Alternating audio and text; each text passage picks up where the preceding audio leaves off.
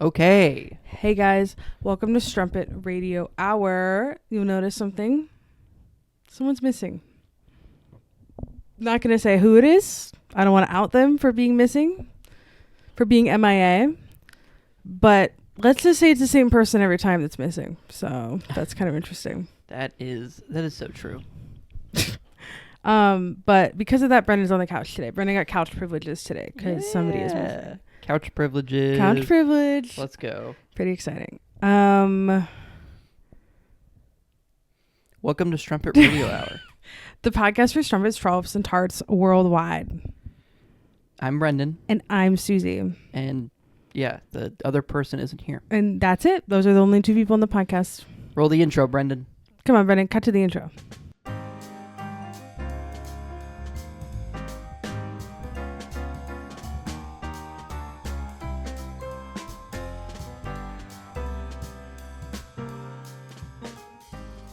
Today is honestly a very special episode. I'm very excited about it. Like, for once in my life, I'm excited to do the podcast. Normally I'm in pain about it. But today I'm thrilled. Thrilled that I get to do this with my good friend. Yes. Brendan. We have recently begun a descent into the world of Grey's Anatomy. I'm going to recount what I believe to be why we ended up watching it, and you can tell me whether or not it's true. But I remember I was just kind of like thinking of the insane plot points that I could remember from the show, from the amount of the show that I watched, which I believe I watched up to season 6 or 7, starting when I was like 17 years old. I remember that because I would come home from my 3 p.m. to 12 a.m. shift at Fred Meyer. And during the summer, I was working 40 hours a week. I was grinding hard. Don't know what happened to that work ethic that I used to have. But I would come home. No one's awake. I'm alone. I'm the saddest I've ever been in my whole life. I throw on an episode of Grey's Anatomy. Maybe a couple episodes. I fall asleep to it. I mean, that is what is great about Grey's Anatomy, is like it was created at that time where like there were so many filler episodes. And like we had talked about this when we first started watching the show. It's Wait, sorry, before we get too off track, can I finish the story that I was telling? Because I told a story within a story. Anyways, in that time period of ages like 17 to like 18, I watched seasons like 1 through 7 because I checked on Netflix, and it looks like that's where I left off last. Mm-hmm. Caught a couple of the later episodes because my ex-best friend was like super into Grey's Anatomy. And things are just crazy. So I kind of knew some of the big plot points that happened. But anyways, I was recounting these crazy plot points, trying to like name all the characters. I was an exercise in my own memory. But in recounting it to Brendan, then we had just finished Veep, and this guy throws on Grey's Anatomy as like kind of a joke. Like, okay, we'll put on episode 1. Oh my God, I'm sucked in. Meredith Grey has sucked me off, and she has sucked me in. And it's crazy. I mean, look. You know, she will suck anyone in and off. Meredith Grey's a whore. Let it be known. But look, she's fine. She's great. She's great. She's great. We love her. I have nothing but love for Meredith Grey, except for when she does something utterly frustrating, which when she does something idiotic. Oftentimes in the show. But, yeah, I don't know. You know, we watched the first episode as a joke, and going from Veep to this was very interesting. I mean. Yeah, it's just wild because like Veep is like full of like cringe humor, and this show is not that in the slightest. You know? I mean, like most people wouldn't even call it a comedy. Like there are jokes here or there, but you know, like it's definitely like a drama. More show. about the drama. Yeah, which is very interesting because most of the time we watch comedies. Mm-hmm. So change the pace. But Grey's Anatomy has the right mix. I mean, Shonda Rhimes absolutely cooked on this one. It's crazy that it's still on, but I kind of get it because it's like the ability to just accept the insanity that's happening because you are invested in these characters is so phenomenal. Like I can't even I would recommend watching it yourself. If you just like need a show to be on in the background, because that's the beautiful thing that Brendan was saying is that there's a lot of filler episodes that they don't waste your time because they're entertaining, but it's not like nowadays when you try to watch a show and you look away for a second and you come back and 8 people are dead. And the main character has changed. It's not who you thought it was anymore, and that's it. So I think that's really cool. Yeah. And but anyways, what that has led us to is we decided let's do a recap episode. Because we wrapped up season 3. We're currently in season 4 as we speak, and then we found out that a certain someone wasn't going to be making it into our podcast recording. And so we were throwing out ideas, what to do about that. Do we end the podcast? No, we actually were going to recount Grey's Anatomy, and we were going to do seasons 1 through 3. But here's the thing, you guys. Except for season 1, which has 9 episodes, every other season has like 25 to 30 episodes. And it was just too much. The undertaking of work was just too much to do in one afternoon, because we did not prepare more than that. Yeah, I looked it up. Season 2 has the most episodes. Oh, well, at 27. Most of them are at 24. I think the rest of the seasons are at like 24. More reasonable, much more reasonable. 23, 24, around there. 27 is crazy. How do they fit all that in during network TV? So apparently the first 4 episodes of this season were supposed to be part of season 1. But then they weren't. Which would, if you do the math, numbers, puts you to the 24 number. Yes. Or actually 23 number. That makes more sense, but it's also hard to imagine them because they left off season 1 on such a good hook. They really did. Segue into the recounting. Now, if you haven't seen the show and you don't want spoilers for the show, because I do have to say, look, we've been watching, as I said, we're like in season 4 right now in our watch. And I hear, and look, it has to. There's no way that this show gets better the further you go into the show. Well, I mean, maybe like, maybe it's like a bell curve, yeah. It goes up, but like there's no way that season 20 of the show that's fair. is better than what we're watching now. So, so spoiler warning. But here's what I'll say. I think that you can listen to this. You can have everything kind of like ruined for you, and you can still want to watch the show because that's exactly. I told you every big spoiler that I can remember. That's true. And you put it on, and it's still engrossing. And I think that that's what's particularly impressive about this show is because of all the filler episodes and the nature of it being a medical drama.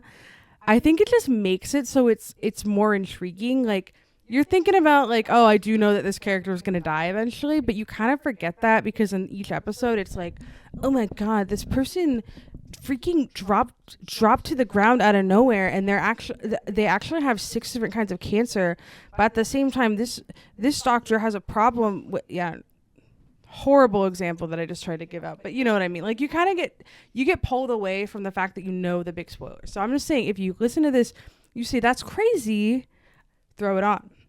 See for yourself. See the Seattle representation that network television gave us finally. Right. Yeah. Right? Frasier, I guess, too, but that doesn't count when we're talking about this. I love Frasier, though. No hate to my Frasier community.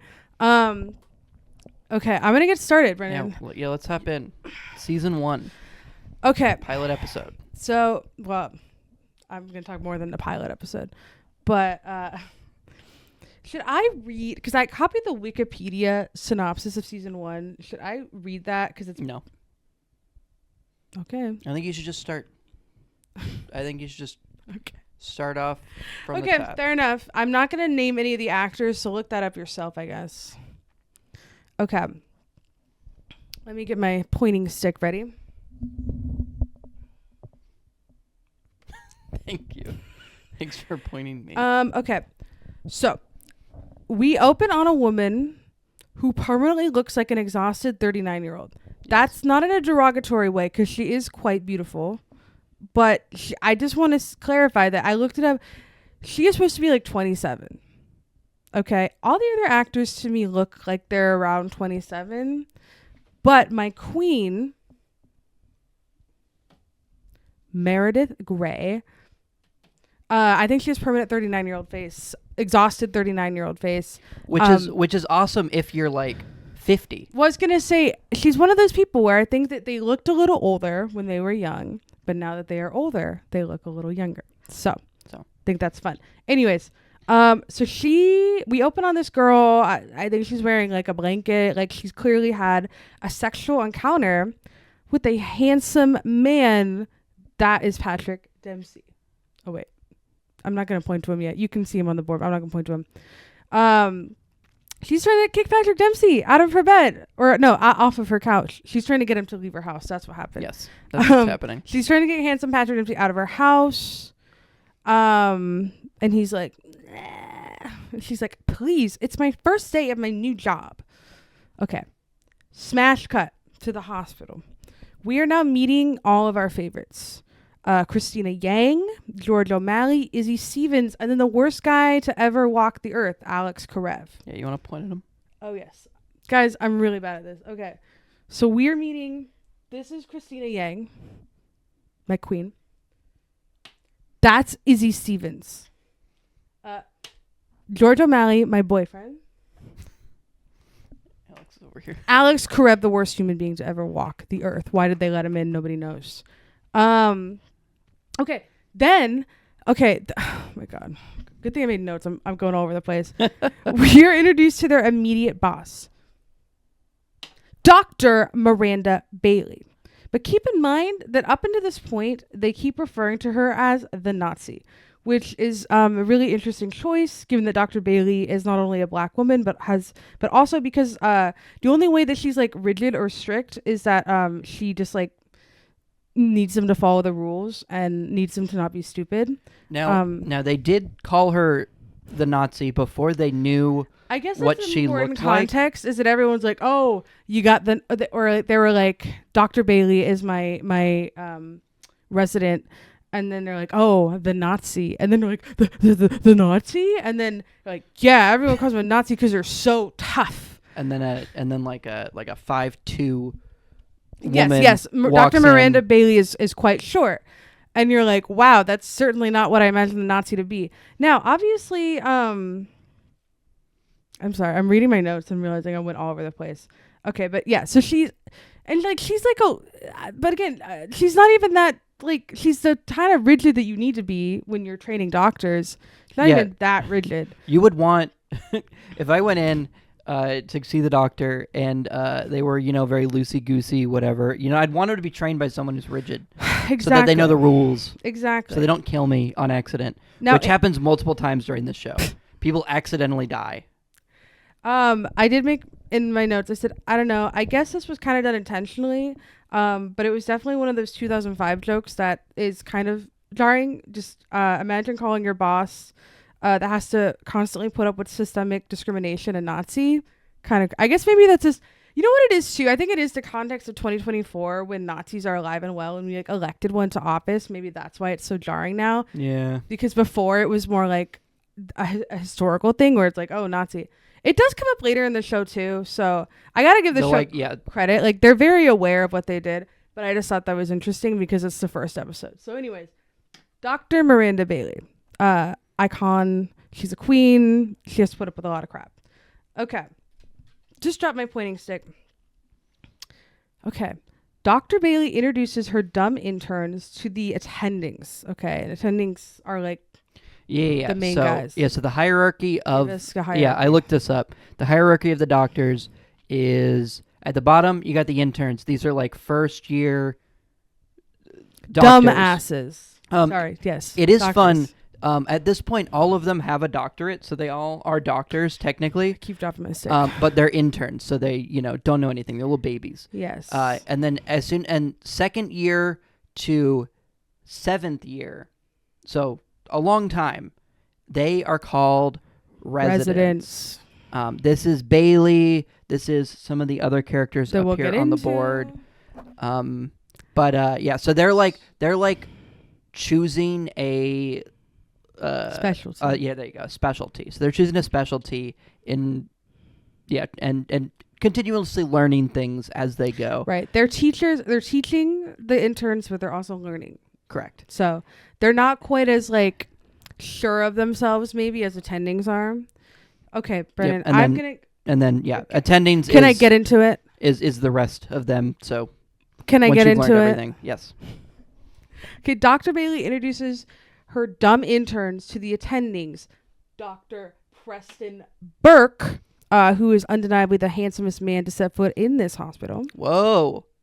I think it's true. That might be a hot take. I don't think that is a hot take at all. I think, look him up. Look at that jawline, you guys. Look at that jawline. He is my husband. Have you seen Patrick Dempsey?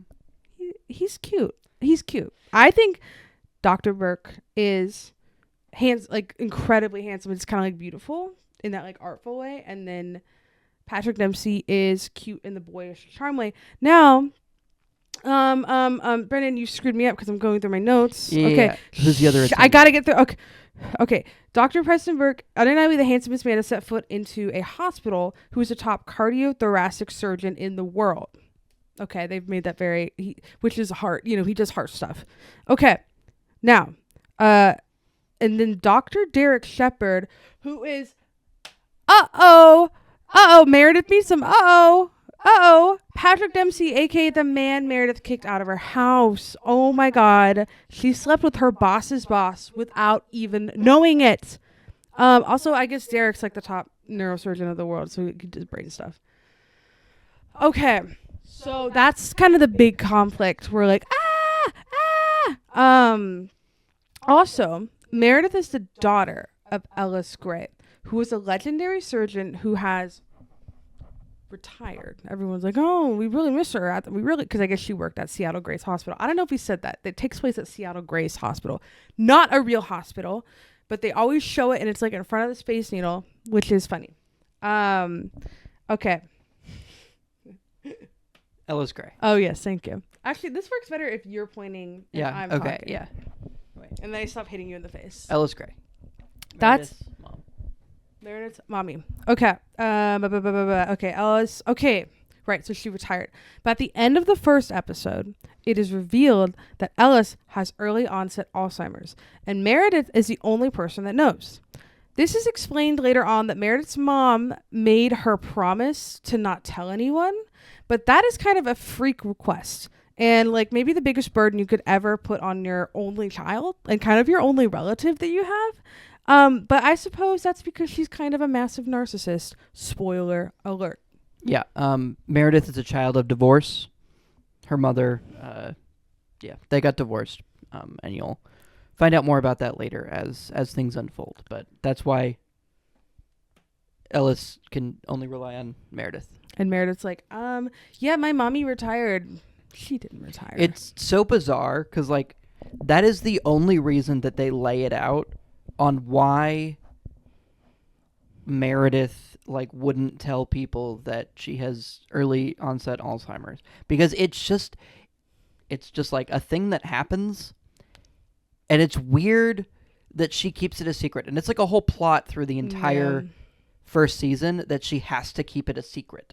And that if anyone finds out that her mom has Alzheimer's, something's gonna happen. I don't know. It's a silly plot. We'll get into it. I mean, Brendan, that's the whole show. You're right. The whole show is plots like this. Okay. You're right. Episode 2. Okay, Meredith is looking for roommates for her big, massive house in Queen Anne. It's a real house. The house that they show is a real house. George and Izzy, Dr. George O'Malley and Izzy Stevens, desperately want to room with her. But those two are best friends. No, not yet. Stop. They're not best friends yet. Okay, sorry. They're not best friends yet. Okay, go ahead. We can't do this if you're gonna jump in with information that's incorrect. Meredith's looking for roommates. George and Izzy desperately want to room with her, but Meredith is too cool and damaged and doesn't want to live with people she works with, which would be understandable. Except that she's a doctor and literally their whole lives are spent at the hospital. So it's like really not that big a deal. If like the bed that you sleep in sometimes happens to be in a room over from your coworker that you're just going to see anyway. So I don't really see why that's a huge deal. Dr. Burke and Dr. Shepard are quarreling. Can you point to them again? Are they quarreling over the chief of surgery positions that isn't even an open position? Man problems. Meredith caves and lets George and Izzy move in. So now we've established George and Izzy are moving in. Now their friendship can really start to bud and bloom, perhaps. Maybe we'll see what happens. Episode 4. So I'm jumping around because, like I said, there's a lot of filler. A lot of it has to just do with each individual character's relationship with the patient and the fact that like they have a certain like idea about something, and then a patient like has some sort of issue, and then the patient's like, did you know that being mean all the time isn't necessarily the best option? And then they say, and then they reflect on it in their personal lives. Yes. So there's a lot of that. So that's why I'm jumping around. Alex Karev, go ahead, finds out Izzy, go ahead, was a model and somehow makes this out to be a bad thing. He then decides to violently sexually harass her by pasting her underwear ads that came out. I guess that was the plot point. She had these underwear ads that came out. He pasted them all over the hospital.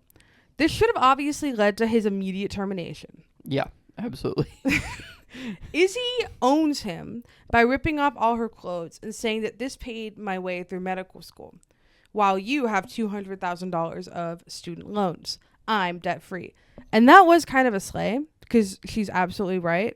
But I also do think that she should have just reported him to the chief and everybody would have been saved from Alex's harmful behavior in future episodes. Yeah, I mean, look, that's episode 4, and so far he has been nothing but mean. Nothing but, like, because this is just, like, the big action that he took.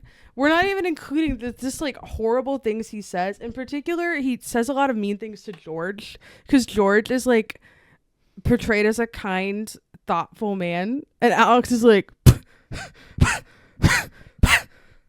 that's Alex. This is my Alex impression. Yeah. Do you like it? Yeah, look, I think that they were really struggling with like the like alpha versus like beta type scenarios back in 2005. That's true. Like, it was really radical for them to even make a male character that was like, I don't know, openly very like thoughtful and kind of nervous. I mean, that's stupid. I don't know what I just said, but like you know what if you watch the show, you might understand what I'm trying to say. Yeah, I mean, like early on they like formed this clique between like the 4 interns, Christina Yang, Meredith, George, and Izzy. Right. And then Karev is just kind of also there. Because he's in their cohort. Because he's in their cohort. Because he's attached to Miranda via Dr. Bailey. Yes. Yeah. Dr. Bailey's students. As an intern, yeah. But yeah, he's just mean all the time. So that's fun. Yes. Okay, episode 5. Christina and Burke, they hook up. Crazy. That's crazy. Because, I mean, look, an intern and an attending.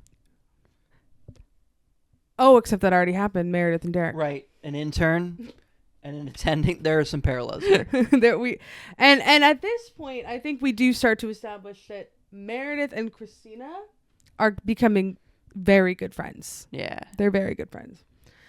Okay. Now, this episode, there's a lot to happen.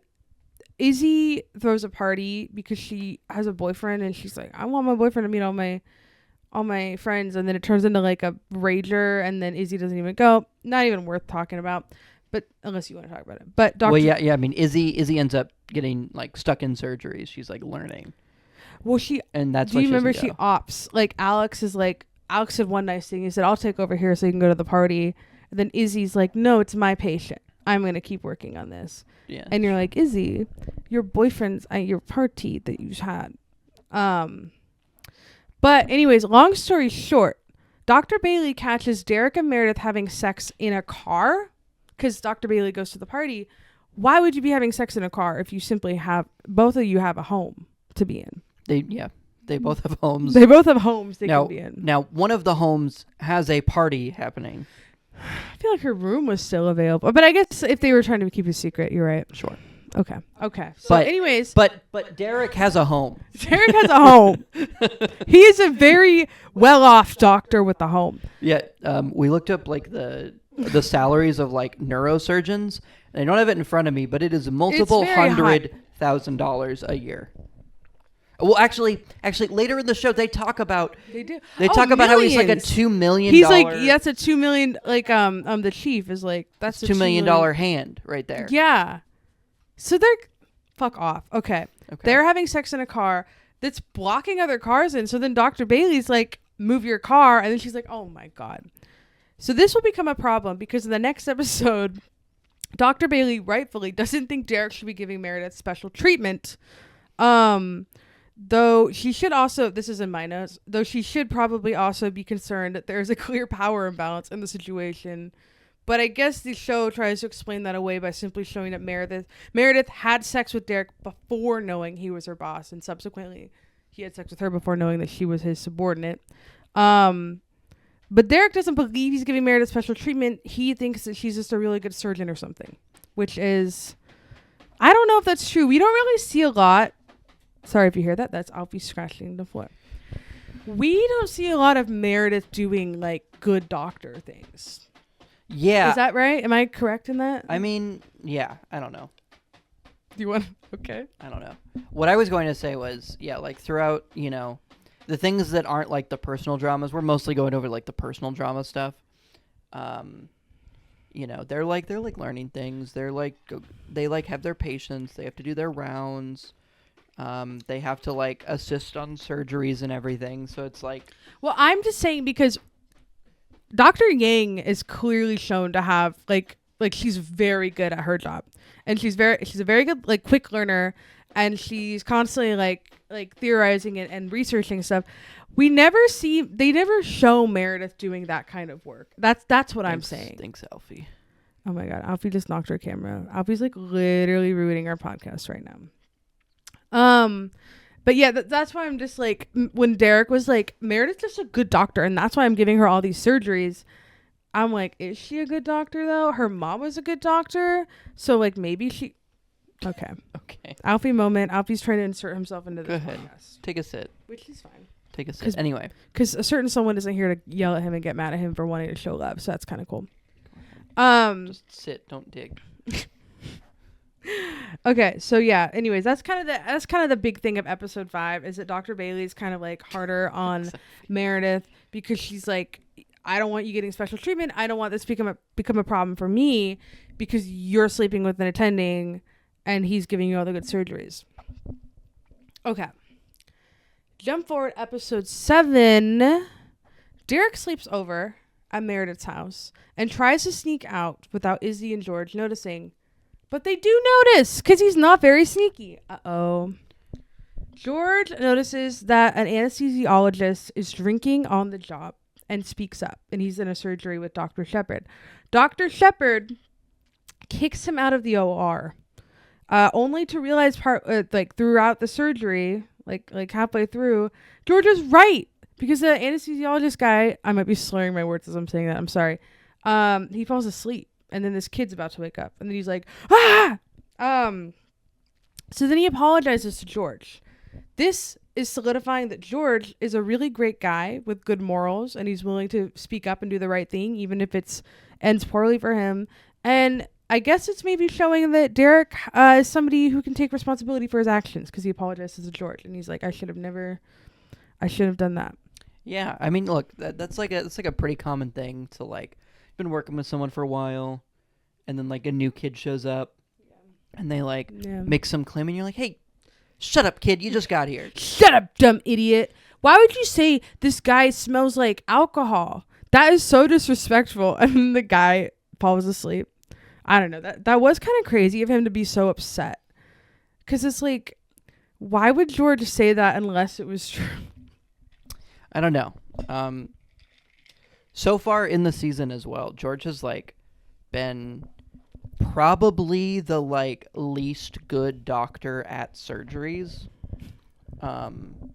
He's been nervous. He's scared. And like he hasn't hit his groove yet or his stride, which will come up later as well. Yeah, in the first episode, probably should have included that. In the first episode, he's like selected to do an appendectomy, and then he accidentally kills a patient.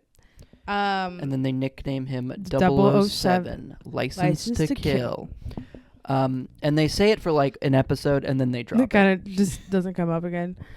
But I think that's like why Christina calls him Bambi, because he's like scared or nervous. Yeah. So, okay. So that's sort of a thing that happens. Okay, this is a big one. Christina thinks she has the flu the whole episode. She's like, I'm sick, but I still want to do surgery. By the way, really funny, because the whole time they're like, there's a flu going around. You're sick. She's like not wearing a mask. And I just kept thinking, like, if you think you're at all sick, as a doctor, why are you not wearing a mask, like, throughout the hospital? They wear them in surgery all the time. But it's the only time when you have to mask. Okay.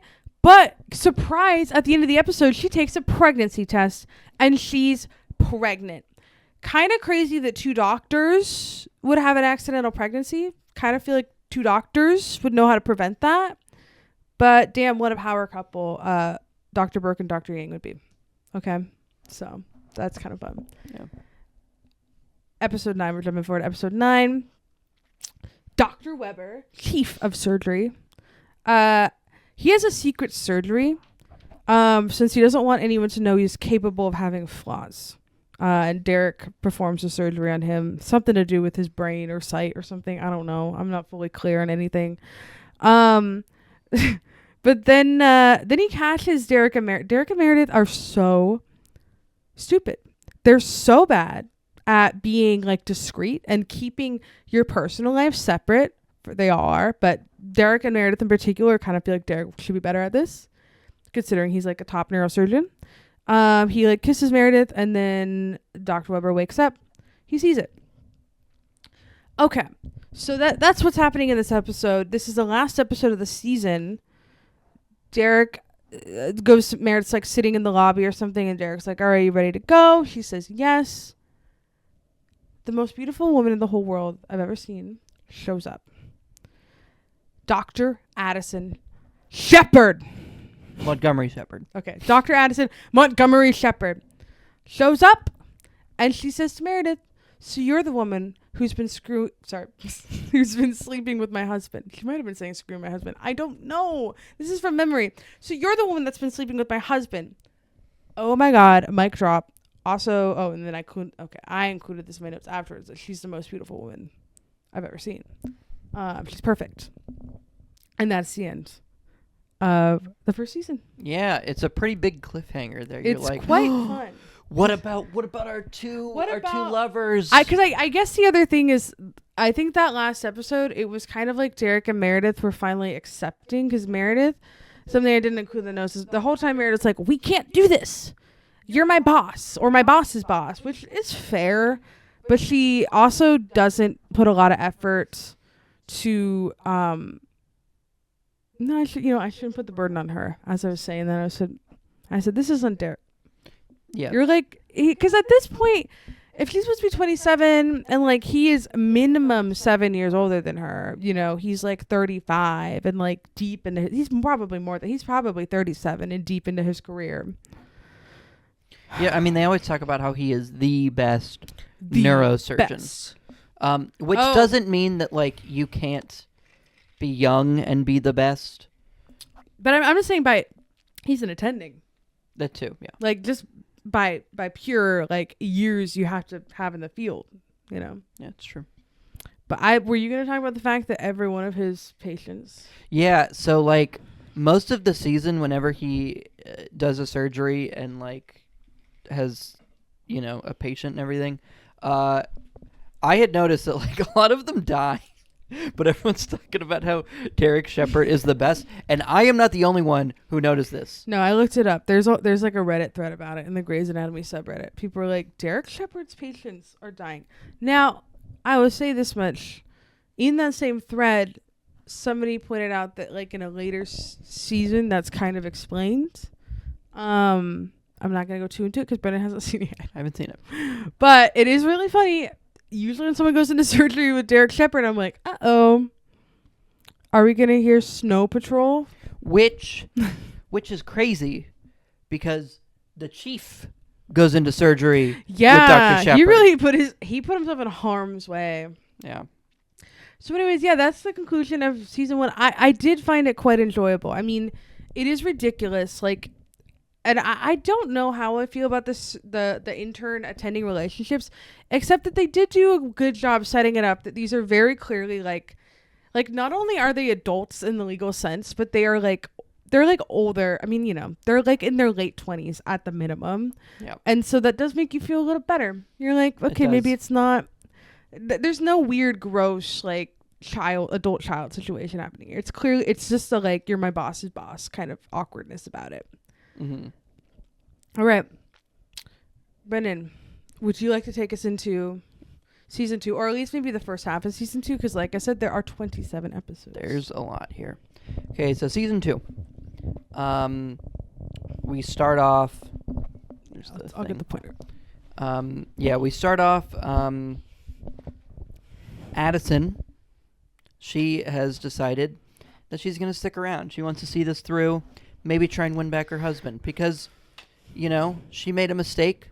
What is that mistake? Well, she slept with Derek's best friend, who we don't know who that is. We don't know who that is. It's just his best friend. But she slept with Derek's best friend, and then Derek walked in and found out, and pretty crazy. And pretty then bad. His response was to decide to move across country because they were living in New York. They were in NYC. And so we just decided to move cross country. And I think it's like this episode or maybe one of the last episodes. I think it's one of the last episodes during the first season. We find out that Derek lives in a trailer. Oh, yes. On a big piece of property. He lives in a trailer, which is cool, It's funny, though, that he has $2 million hands. And maybe that makes sense why they were having sex in a car. He was too embarrassed to take her back to his trailer. Yeah, I mean, there is a bed in the trailer because we do go to the trailer. Smash cut to the trailer. Smash cut. We're at the trailer. trailer. Nice trailer. It's like an Airstream. Yeah, it's nice. Anyway, so Addison wants to try and win him back because she feels bad that she slept with his husband or slept with his best friend. She slept with his husband. Slept with his best friend. His bestie. And I gotta say, that is pretty bad. Yeah.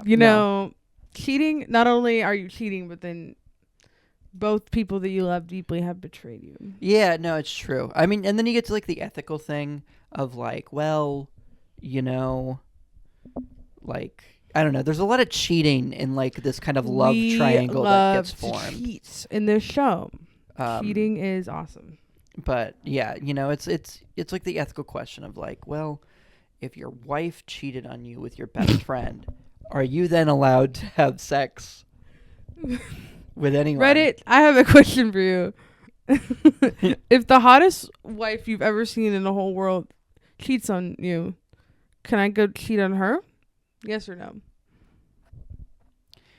Yeah, I don't know. Sorry, guys. I don't know. A weird pause. Well, it's very interesting because like as we like meet Addison, she's like a really cool person. The coolest. And so it's like her like lapse of judgment to like cheat on Derek. I mean, look, we find out that they were like also in like a loveless relationship too. Yes, that is kind of described later on, is that he was putting all of his energy and time elsewhere. And now the thing about her, and they wrote her quite well, I believe, because she is constantly taking responsibility for it. She's like, I understand what I did to you is like completely devastating, but you have to understand that like it wasn't out of nowhere. It was like years of this building up. This guy's like, I don't care. You cheated on me, which is fair. Okay. Because when Addison shows up, she hands him, what does she hand him? She hands him divorce papers. Am I jumping ahead? Sorry. I mean, a little bit. Okay, a little bit. It's okay. You should yell at me because I yelled at you for that. Well, no. I honestly think that, like, I think it's better if we, talk about this kind of, like, freeform. And, like, I have my episode bullet points, but, like, I think it's more, I mean, because I've branched out with what I've been saying. Yeah. Anyway.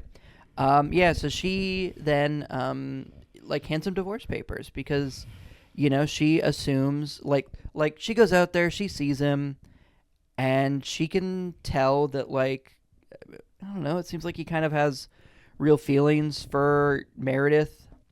And like, in the first episode, Addison has, like, fully, maybe not moved out there, but has decided to, I'm going to try and stick it out, maybe try and make my marriage work. And so she gets a job at Seattle Grace because, of course, she's also a doctor. Oh, my and God. she is a doctor of fertility. Did you look up the actual title of it? I don't know what the actual title is. But she works I said cardiothoracic, and I wrote that word so many times. I feel like the least you could have done is look up what her actual title is. She works with babies. But, like, she's also, like, works in gynecology. Like, also an OBGYN. I don't know. I think we need to put some respect on Addison Shepherd and give her full... Addison... Well, you need to keep calling her Addison Shepherd and calling her Addison... I need to keep calling her that? Yeah, that's what I was doing. You need to start calling her Addison Montgomery Shepherd. Fair enough. Fair enough. She is a world-class neonatal surgeon. Neonatal. You're welcome. World class. They're all world class. They are. World class. And yeah, so she's also an attending. Yeah, so she starts working out here, and she is like, you know what? I'm going to scope out my competition. Right. I'm picking Meredith as my intern for the day. That's fun. So she... Meredith and Addison. So, yeah, and they talk, and, you know, like, Addison could be terrible to Meredith. I would kind of get it if she was. But I don't remember her being terrible.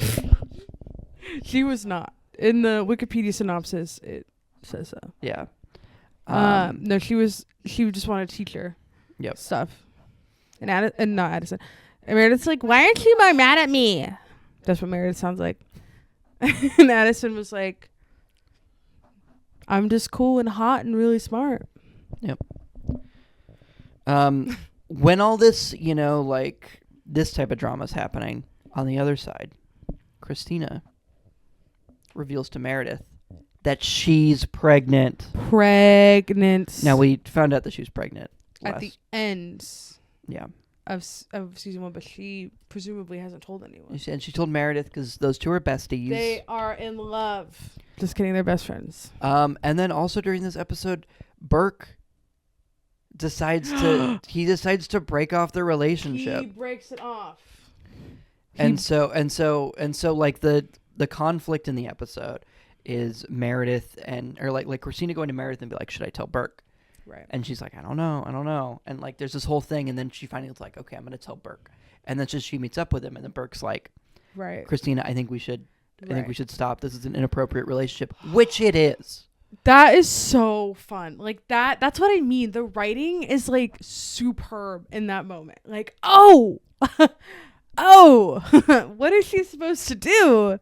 And of course, keep in mind that like Christina and Burke both have massive egos. Like, they're very good surgeons because they're so confident in themselves, which therefore makes the situation like this incredibly difficult to navigate. Yeah, like one of the episodes in the first season, Meredith, for whatever reason, like thinks that she knows best, and so she like kind of like pulls rank or like goes to like one of the attendings, goes to Burke, and is like, hey, I think this other intern is being really shitty, and we have to save this baby. And then Burke backs her up and everything. And I don't know, there's like a whole like, and then at the end of it, he goes to Meredith and be like, hey, I know that we saved this child because that other intern was being shitty, but also like never second guess another intern like that. Like. Well, it was like like a pediatrician. Yeah. Like it was a different department of the hospital. Cool. I might also Thanks for sharing misremembering that as well. Anyway. Recap episode. I explained things and I'm like, actually, I don't think that. Actually, I don't know. I think that was a dream I had. Also during this, first episode, Izzy and Karev. Sorry, where's Izzy? Izzy and Karev? Yeah, Alec. Izzy's like, you know what, guys? I think Alex isn't that bad. Oh yeah, she says that to everyone, to Meredith and Christina and George. She says Alex is not that bad. That's crazy. That's crazy. And yeah, so they start having kind of like a fun little friendship and everything. They're building a friendship. Yeah.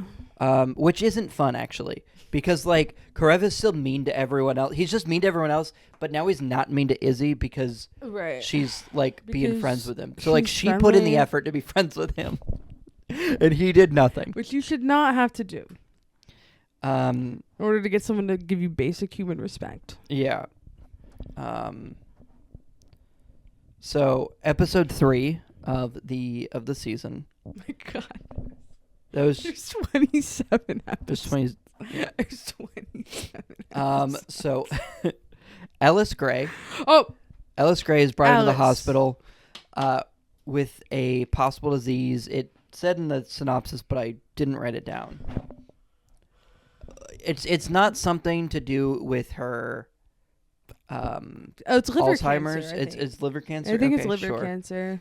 And so she gets brought in, and Alice, once again, she has Alzheimer's, so she doesn't know what's happening or where she is. But she's brought into a very, very familiar place where she spent most of her adult life. Correct. And so she thinks that she is a doctor there. Because she was one.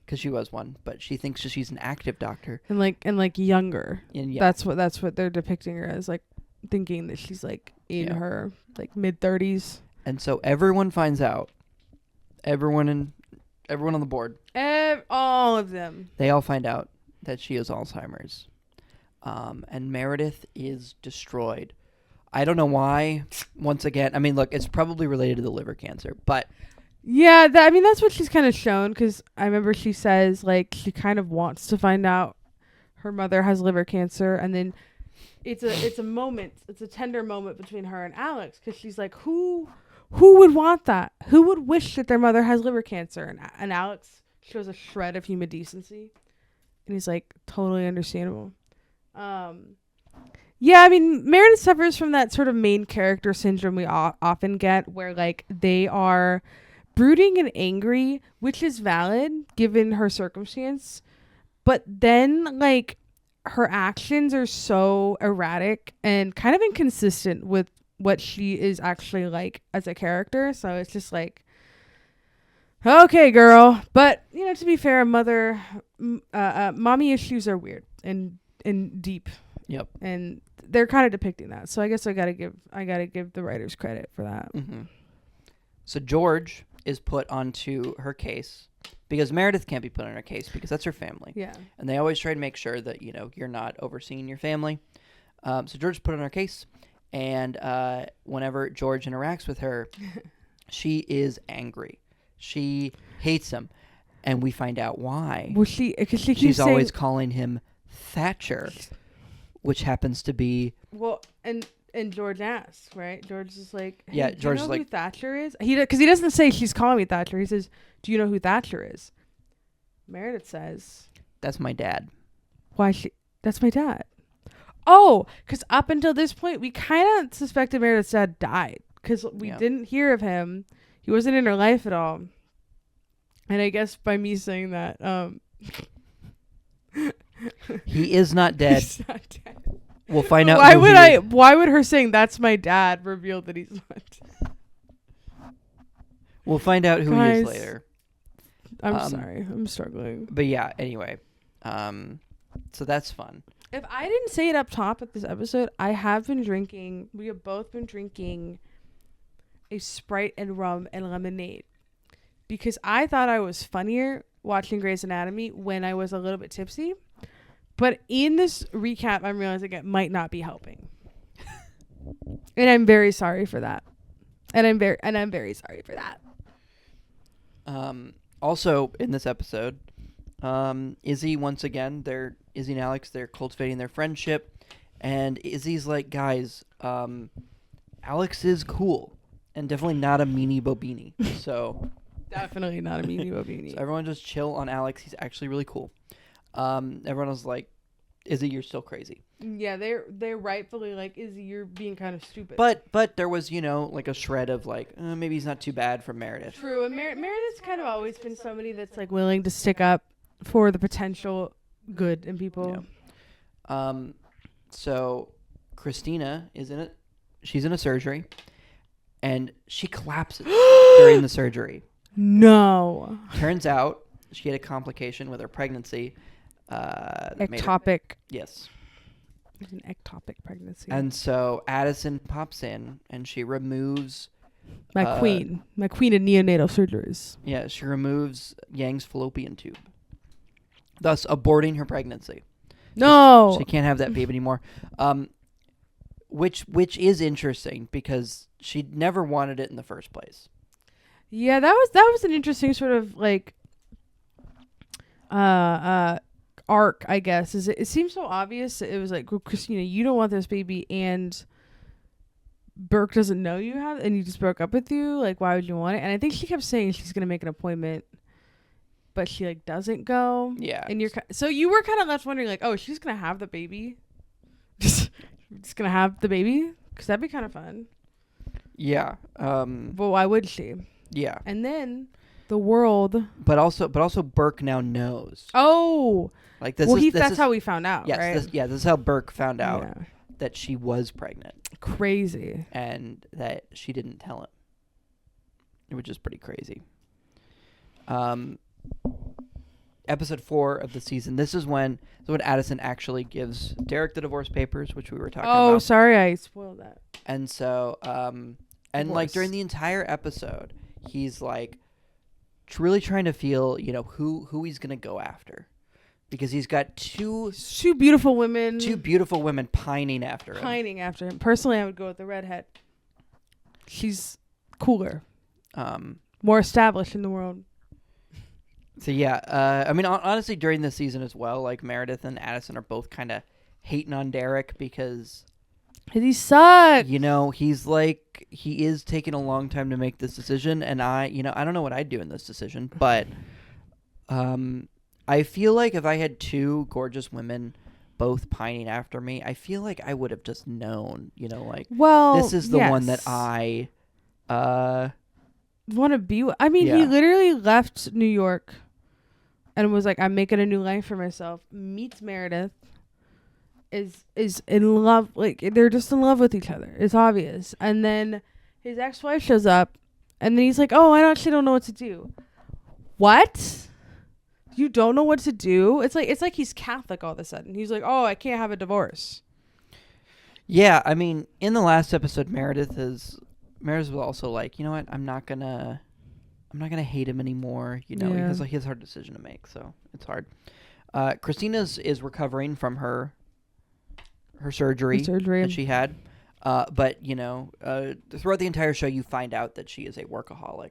This girl, all she wants to do is cut people. Right. Like they're all workaholics. You kind of have to be in order to be in this profession, which I'm grateful to the doctors that are willing to do that. But Christina in particular, because she was on like bed rest and she just kept getting up and doing stuff and being like, I need to cut people open. Yeah. The more I'm thinking about it, the more it makes sense that like whenever you like go like a doctor's appointment or you have something, you're told to like wait and like you're seen by like 8 different people and then eventually your doctor comes in. So it all makes sense. It all makes sense that all these doctors are so busy zipping around from different patients. Why does that make sense to be? Because they're all busy. Because they have so many people coming in. They're all workaholics. So you're sending 8 different people in because they're so busy? Yeah.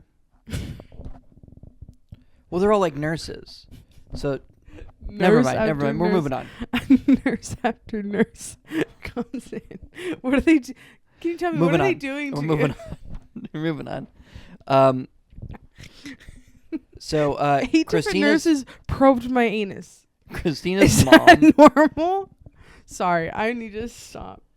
Christina's mom comes in. And we didn't print out a picture of her. I like Christina's mom. Yeah, we didn't print out a picture of her. Christina's mom comes in.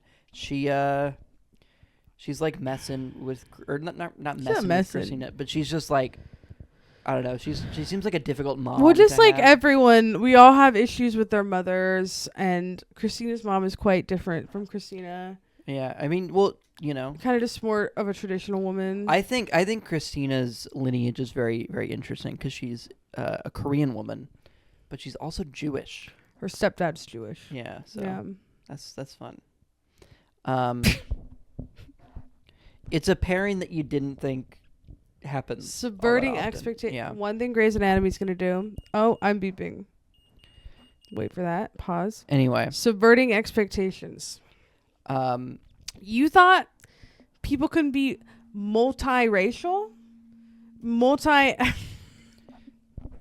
So Christina's running around the hospital in a hospital gown. Yeah, she's in a gown. And she's like trying to work, basically like be part of the interns. And Bailey's like, says stop. Like, stop it. Literally go stop rest it. So you can be better.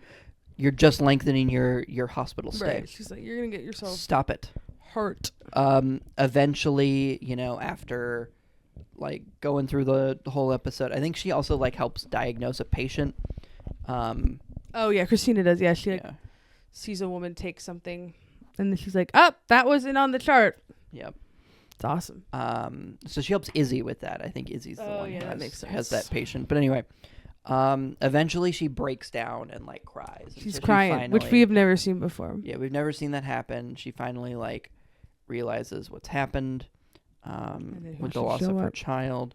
Who should show up? Burke shows up. My man. And they get back together. Well, he comforts her, and you're kind of like, oh. But then they get back together.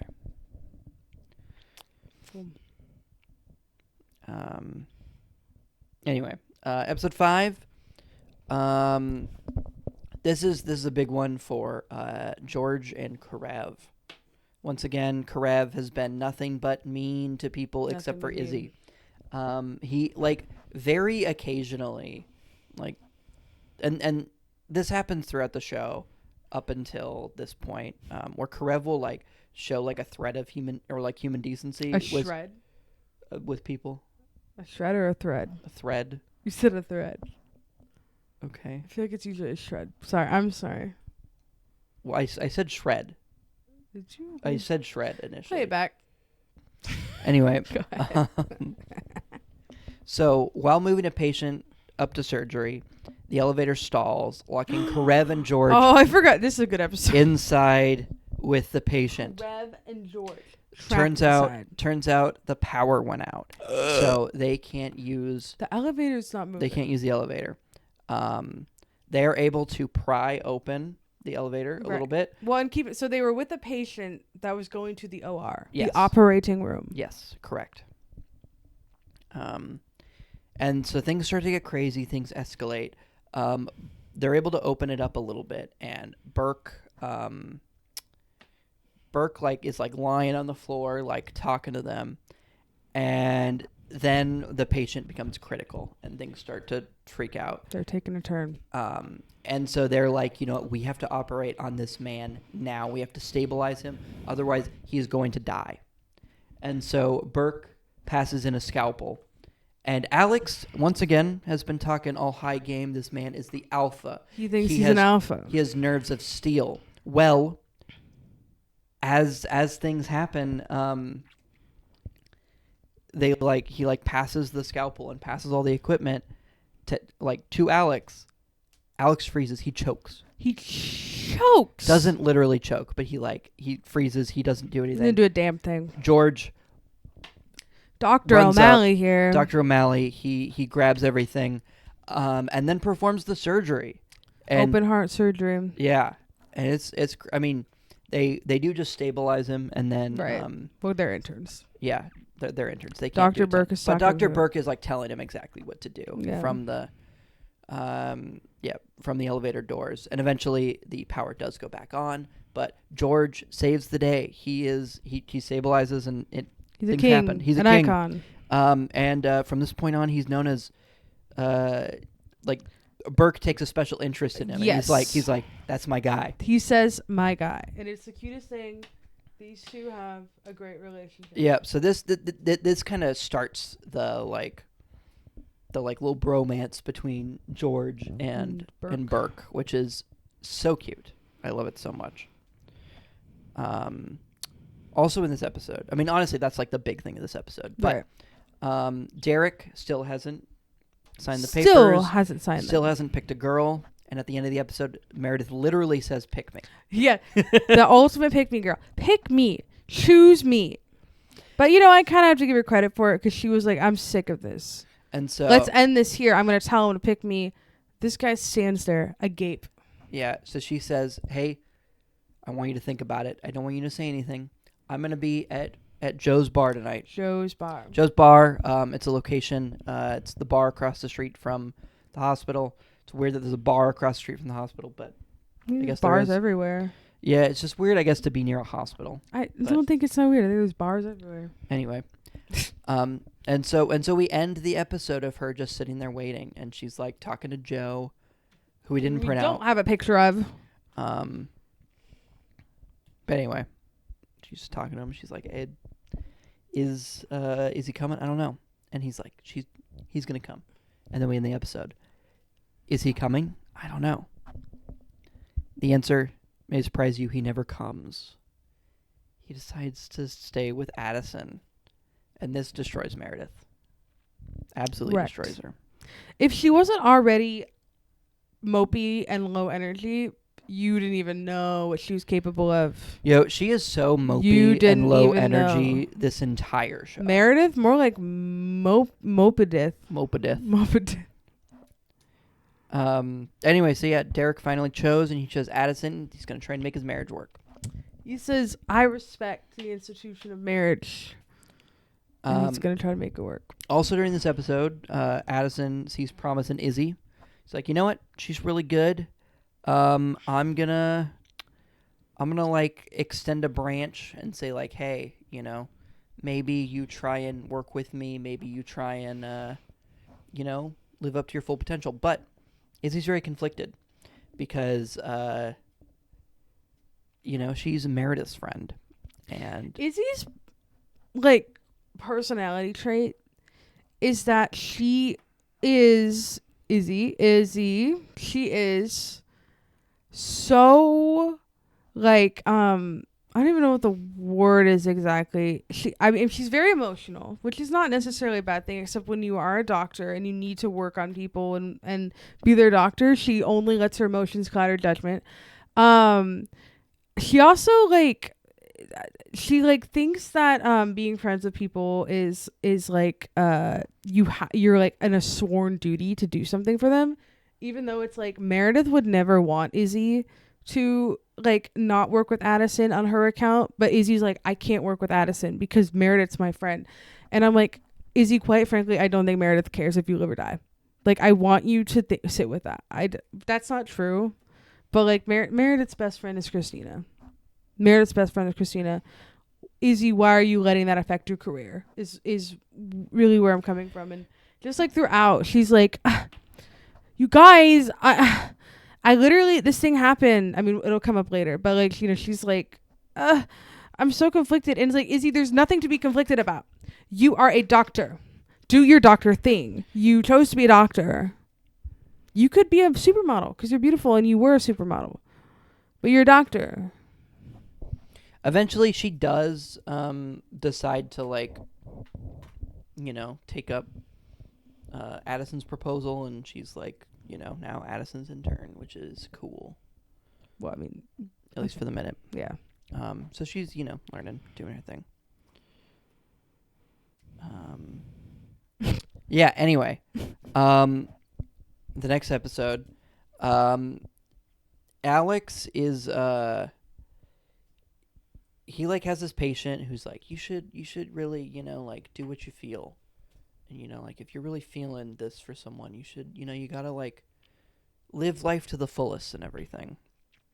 And so he barges into Joe's bar, and Izzy's sitting there, and he like picks her up, leans her down, and kisses her. Kisses her right on the lips. And yeah, Izzy was like, whoa, I am into this. And I don't get it. Because once again, he's Alex. But maybe he literally like sexually harassed you at work. Yeah. Yes, exactly. This is the same man who sexually harassed you at work. Who should not have a job. Who should not be allowed in the hospital. Also during this episode, Christine and Burke are like conflicted on whether they should go public with their relationship. Oh, right. Because at this point, not many people know. Yeah. And Derek and Addison are, starting to like repair their marriage, but it's starting out very rocky. They haven't had sex, and they're like, very conflicted, and a lot of issues there. A lot of stuff to unpack. Episode 8, Christina and Burke try and go on like a normal date. So they like go out to dinner, but they have nothing to say to each other. The only thing that really they have in common are that they are both very determined, and they both really like surgery. I love surgery. Can't get enough of it. So they're just like sitting there being like real awkward in their date. And then someone collapses due to heart problems at the restaurant. And someone's like, is there a doctor in here? And they're both like, we are doctors. We are doctors. Kind of awesome. Kind of badass. Which is very cool and awesome for them. But I'm worried for their relationship, because if they can't sit and talk, then what kind of relationship are you in? Relationship are they going to have? Because they are so excited to go help this person. It's kind of, I don't know, it's kind of an issue. We also find out that Bailey is pregnant. I honestly kind of forgot about that. Yeah, the entire episode. It's fun. The chief, Dr. Weber, is like, hey, Bailey, so you're going to take this fellowship, right? Right. This fellowship. And she's like, I don't think so. And he doesn't know why. He's like, what the fuck? Why would you not want that? Why won't you do it? I don't want that. And eventually we find out that it's because Bailey's pregnant. And he's like, oh, cool. That's what he said. That's what he said. Cool. Episode 9. Instead of having a day off, Meredith and Christina both leave Izzy to cook Thanksgiving dinner. To go work. They aren't required to work that day, right? Because they all got it off. The whole episode I was like, what? Why would you not have to work Thanksgiving? Everyone has to work Thanksgiving. That's like kind of the thing. Unless you're in an office job, you gotta work Thanksgiving. Sorry, I think most people don't work Thanksgiving. No, but I guess doctors. Have you ever been to a retail environment? Have you ever met a doctor? Have you ever met what I'm saying? That's what I'm saying. It's like, it shocked me that these interns that work 100 hours a week getting Thanksgiving off. That's all. Well, most of our people did have Thanksgiving off. Like I know. In this story, I'm okay. Moving on. There's a lot of doctors. Moving on. I assume that they they take little cycles, and maybe you get Thanksgiving off, someone else gets Christmas. I don't know. Anyway, all these people are workaholics. So Meredith is like, I want to go work. Izzy's like, guys, we have to have a big Thanksgiving because we're a family. We have to do this. Turns out Izzy has a lot of family issues. She grew up in a trailer park. She was trailer trash. She had... Damn, Brendan, Jesus. I'm saying had. You said you just called her trailer trash. She was. Anyway, so yeah, like she's had a lot of issues with like her mom and her family. Her mom's kind of... and so like her like character trait is like, these are my family. I gotta like have these big events, because if I don't do them, no one else will. And that is so true, because like she is like, we got to do Thanksgiving dinner, and literally everyone else who lives in that house is like, I'm gonna peace out. I'm gonna go do something. To be fair, it wasn't George's fault. Yes, George got kidnapped by his own family. His dad came over, and his two brothers. Two brothers are terrible, and they're like, hey, we gotta go shoot a turkey. It's funny that they do it on Thanksgiving, because it's like, yeah, because that's like a full day event. If you are going to eat that turkey later that day, you have to like shoot it at like 9 a.m. to get it back in time so you can eat dinner, because turkeys take a long time to cook. Anyway, and so they all make fun of George this entire episode. His brothers. Yes, because he's never shot and killed a living being, a living animal. Never shot and killed a person. Never shot and killed a turkey, which I don't think is a negative trait. But eventually he does. He's able to like show it up for his brothers and do it. His brothers are always so mean to George, when George is like the winner of the family, in my opinion. Well, that's kind of the point. Yeah. It's kind of the whole plot of the episode. And I'm telling the plot of the episode, Susan. Why not? But you said in my opinion. In my opinion. So Christina and Burke actually, they come over for Thanksgiving. They come over. Christina and Burke. They come over because Izzy invited them over. Now Yep. Joe is not pictured here, which is very upsets me.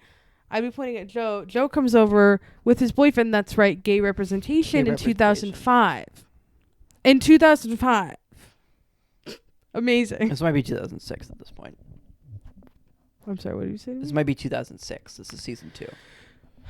Gay representation in 2006 on ABC on network television. Incredible work. Anyway. Yeah, so Christina is so uncomfortable and just like can't talk to people. She can't deal with this. So she like escapes. She says, I'm gonna go to the store and get liquor, and then she's not going to the store. And she goes straight to work. Burke, on the other hand, he is an incredible He's my husband. He's my husband. He's an incredible chef, and so he helps Izzy do all of Thanksgiving because Izzy has never actually cooked Thanksgiving dinner before. No, she's kind of a dumb idiot, and she's like, I'm gonna have Thanksgiving dinner. I've never cooked anything Thanksgiving related before. I'm gonna do it all, and then I'm gonna get really upset when everyone doesn't want to be here, and it's like, maybe we could have just bought some maybe we could bought a frozen lasagna and eaten that, and maybe. Okay, sorry. No, it's fine because Izzy and Burke get to bond. There's there's not a lot of Izzy and Burke time. You don't get a lot of Izzy Burke moments, so I'm glad that they had one. Yeah, I agree. Yeah. Anyway, so that was a lot of fun. Eventually, everyone. It was delicious. Eventually, Christina comes back. Eventually, George comes back. And Alex shows up. I don't know what Alex was doing this day. I think he was I just nervous. don't remember. He didn't. Well, I think that literally they showed him. He was outside of the house. Right. He was just nervous. Because Izzy kept calling him, and then Burke's like, "You ever heard anything?" And he's like, "No," and he was just being dumb. And after a couple episodes of wallowing in self-pity, Meredith decides to go to Joe's instead and have a one-night stand. So I have nothing to point to. Yeah. She's back on the horse. Which is great. So yeah, episode 10. Izzy is super frustrated with Alex. Because he is unable to meet her expectations. They go out on a date, and he doesn't kiss her goodnight. He doesn't invite her up for sex. I mean, that's what you wanted, okay? Yeah, no, it's the hesitation in your voice that I was laughing at. Yeah, I think it's just Alex is so nervous to be with someone who is as hot as Izzy, I guess. And just above him intellectually, I yes, think. I mean, yeah.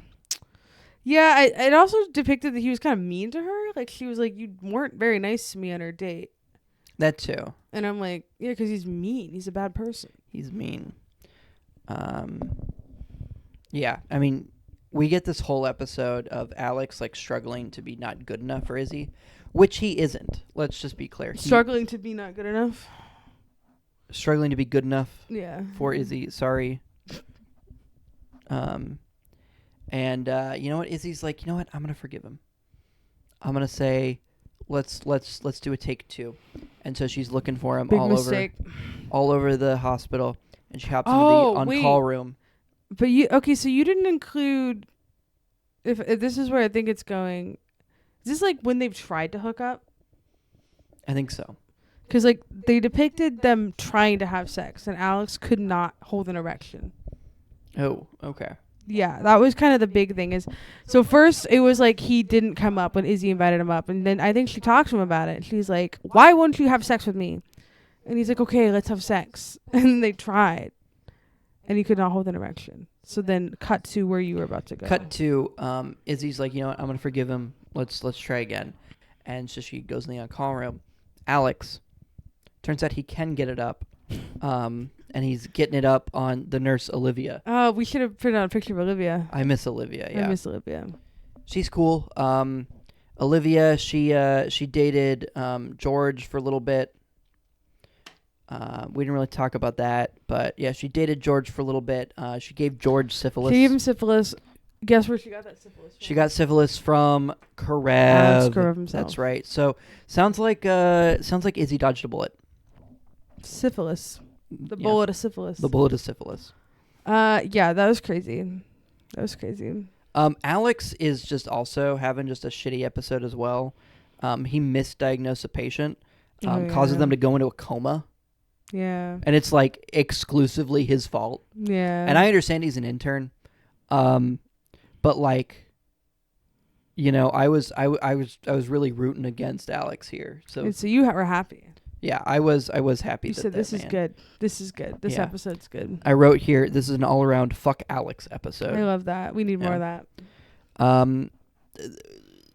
Also, what happened was Christina shows Brooke her home, and turns out Christina's like a hoarder. It was truly that damn bitch you live like this meme. Yeah, that was Christina showing Brooke her home, which was crazy. Fun. Yeah. Anyway, episode 11. Addison sees the writing on the wall for one of her baby patients, and decides to teach Izzy a lesson. Instead of telling her the baby is going to die, she tells Izzy, "You need to keep this child alive all night." After she had been like working for like she already did an on-call shift. Yeah. She'd already did a long shift. And she said, if the baby dies, you die. That's what Addison was holding a gun. She said the baby died. If the baby dies, you die. She did not. She was not holding a gun. But she was like, yeah, you know, I'm going to be so disappointed. This might not be for you if you can't keep this child alive. Even though Addison knew that this child was like probably already. She knew this baby was done. And turns out this was a lesson that the chief had actually taught Addison years ago. Yes. And so Addison was like, I got to do it. I got to do it for Izzy because Izzy is too close to her patients. Right. Which is true. That is just true. Yeah. Anyway, in short, the baby dies. Izzy's destroyed. And then Addison says, hey, don't get too close to your patients. Foreshadowing. Yeah. Oh, also, they buy a dog. Oh, yeah. Meredith is let's get a dog. Yeah. I mean, Meredith. None of us are home ever. Let's get a dog. Which I gotta say, that's maybe the most accurate thing that happens in the show. No one, nobody that gets a dog is ever. That's not true what I'm saying, but generally speaking, when I see people have gotten a dog, it's the most unhinged, inconsistent, you're never home people I've ever met. Yep. Yeah, so the reason why they got a dog was because Meredith is like helping Alex. Turns out like Alex failed like the initial intern exam or whatever to like something like that. Some exam that everyone else passed, he fails it. Because he's stupid. And so like if he doesn't pass it again, he just is out of the program. And so he is like, oh shoot, I need to mess with this. And Meredith starts to help Alex so that he doesn't leave the program. And why would you do that? Izzy's really pissed at Alex. Get him to flunk. Or sorry, Izzy's really pissed at Meredith that she's helping Alex because she's also pissed at Alex. Izzy moment. I'm mad at you. This is kind of like the moment where like my opinion of Izzy took a turn. Right, because I had initially said when I was telling you my synopsis of the show, from what I remembered, I was like, I think Izzy was like really annoying. And then we started watching it, and you're like, what are you talking about? She's like not that bad. Because Izzy's awesome at the start of the show. She's really hot. Well, she's Katherine and Heigl. She's fun. I love Katherine What Heigl. more do I need to say? Yeah. But then she does shit like this. She does shit like this, and there's so many things where I'm like shaking my head at Izzy, and I'm like, what are you doing? Izzard. And so this is kind of like the turn for when Izzy's like kind of insufferable. And it's not even like she's just annoying and like, I don't know. She makes a lot of like bad decisions. I mean, yeah, I think it just goes back to the thing where she's like so upset at her friends at all times for like being professionals. And then she's like, why wouldn't you just not do this thing? And they're like, because it's my job, Izzy. I have to save this patient. And she's like, they were mean to me. Why would you? Yep. That kind of stuff. Anyway, so there's a Christmas episode as well. You could skip it. It's a skip from me. Well, if you're watching the show, don't skip it. But we're not covering it. Yeah. Nothing exciting happens. Okay. Anyway, episode. Go on. That's what I was doing. But I'm so hungry. Episode 13. We're less than halfway through. I'm so hungry. Episode 13. Dr. Weber enforces an 80-hour per week maximum rule for the interns. There's nothing more to say to that. I just think it's a really funny statement. That like, hey guys, you can't work more than 80 hours. Yeah. So the interns do freak out about that. They're like, but I want to work more. Yeah. Which is crazy. If I work 40 hours a week, I literally want to kill myself. Yeah. Can't imagine what that's like. Yeah. Izzy starts to get over Alex when she meets a new patient. It's a new patient, Denny Duquette. Denny. He's pretty handsome. I think he's fun. I really like his voice. But he is in need of a heart transplant. And so he's working. Can he love without a heart? I don't know. Find out. He's working with Burke to try and like get that heart transplant. They like try to get him the transplant. Bailey has to go to another hospital to get it, and then they end up not getting it. No hearts. No heart. So he leaves, but we printed him out, so clearly he must be back. Yeah, let's hope Izzy doesn't get overly involved with this patient. Let's hope. Episode 14. Christina kind of moves in with Burke, in that she does move in with Burke, but she's like, I want to keep my apartment. Which, if you can afford it. Yeah. No shame. Well, I guess it's a little shame in that because you're in Seattle. Housing crisis. Yeah. And yeah, anyway, Burke doesn't know that she kept the apartment, right. And that's going to come back to bite her in the ass. She's lying to her boyfriend. Yeah. So all the interns kind of rally around Alex. I don't know why they're doing this. I mean, even Izzy ends up a part of this. Where he does not deserve it. Rally around him to try and help him pass his test. He gets the results back in this episode, and he's like, I can't check.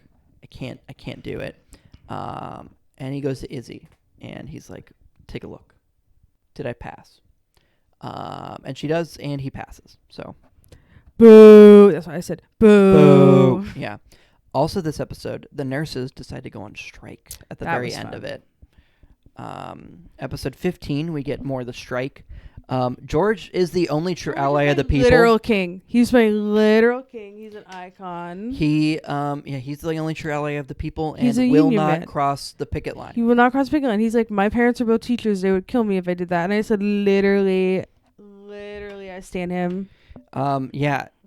He ends up becoming like the nurse's man on the inside, and is like able to like go inside the hospital, which technically is crossing the picket line, but they like sneak him in. I don't know if the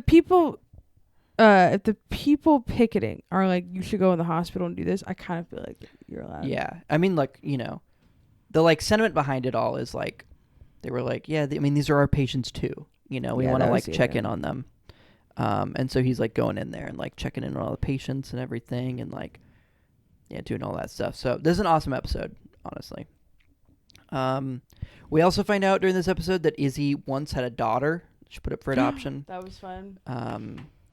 She has like an actual, or she has like a patient that she like talks to, and she's like, hey, I think you should. Well, her patient is a pregnant teen. Yeah, and she's like, and hey, Izzy's you should give it up for adoption.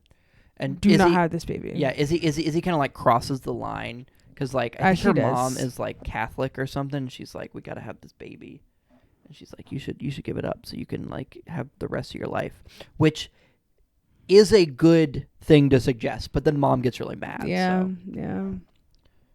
Anyway, episodes 16 and 17. This one's real fun. This is like one of like up until this point, all of the episodes have been like very tame. Nothing like truly ridiculous has happened in the hospital. It's all been pretty hospital stuff. But this episode, a new patient comes into the hospital. They're driven in by an ambulance.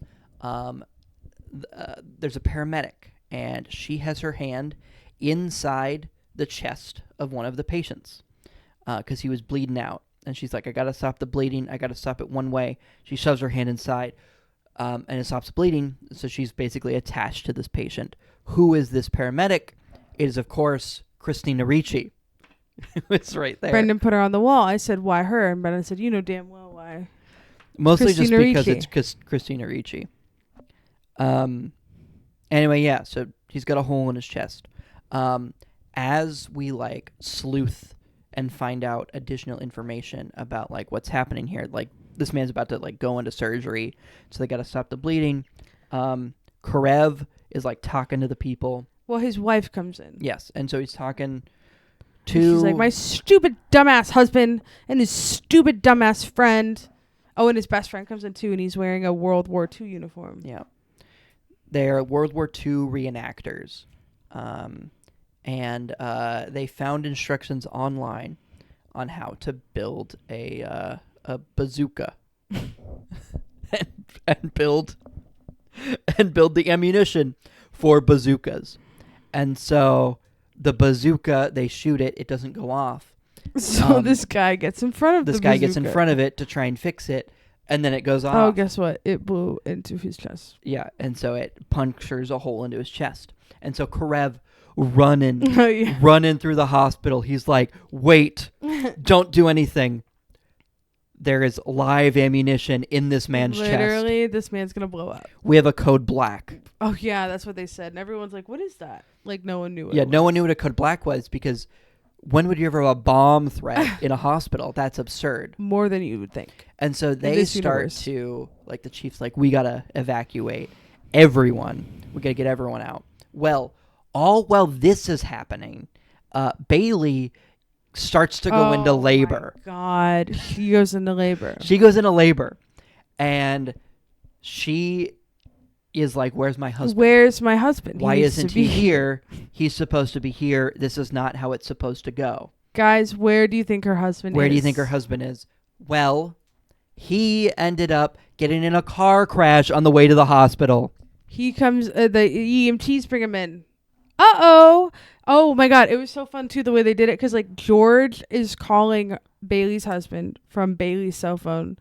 And then Izzy's, like, in the pit, the ER. And then she answers the phone. And George is like, Izzy? And he's like, George? That's how they piece together. That's like, how they piece oh, my together. God. And so, yeah, he got into a car crash. And I so, guess his brain was broken or something. So Derek Shepard was on it. So he's dying He's as dying. well. He's dying. And so they bring him into the OR. But remember, they put all the operating rooms in one location. So in the other operating room, there is a bomb threat. And they're like, hey, guys, we got to evacuate. Get him out. We got to get him out because we don't want to cause any more damage. And then Derek is like, no, I am not going to let Bailey's husband die on the operating table. And I have to respect that. I mean, honestly, Derek Shepard has done some stupid things, but that was a good decision. Yeah. Honestly, if I were that man, I would not want Derek Shepard operating on me, but, you know, this is what it is. He's a world-renowned neurosurgeon. Yeah, so while all of this, like, crazy hospital stuff is happening, Izzy is just sitting there, and she's complaining that she's not, in the thick of it. Because at this point, Burke is pulling, like, Christina in on all of her, on, like, most of his surgeries.